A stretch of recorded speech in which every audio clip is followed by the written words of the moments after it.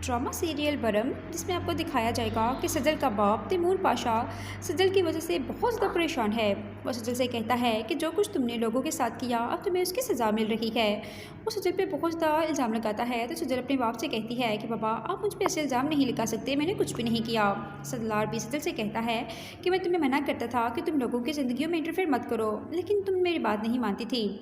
सजल सलार को और तैमूर पाशा को समझाने की पूरी कोशिश करती है, लेकिन उसकी बात पर कोई भी यकीन नहीं करता है।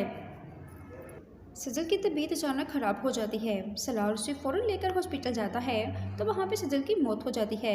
सलार बहुत परेशान हो जाता है। सलार सजल से कहता है कि मैं तुम्हारे बगैर कैसे रहूँगा सजल, तुम जानती थी कि मैं तुमसे कितनी मोहब्बत करता हूँ, फिर तुम मुझे छोड़कर क्यों चली गई। सलार जब घर आता है तो बहुत ज़्यादा परेशान होता है। कुछ दिनों के बाद सजल की माँ कहती है कि मैं जानती हूँ बेटा कि तुम सजल से बहुत मोहब्बत करते थे, अगर तुम चाहो तो तुम सजल की दूसरी बहन से शादी कर सकते हो। ये बात सुनकर सलार कहता है कि आप कैसी माँ हैं, आपकी बेटी को मरे चंद के दिन हुए और आप मुझे कह रही हैं कि मैं सजल की छोटी बहन से शादी कर लूँ, मैं ऐसा हरगिज़ नहीं करूँगा।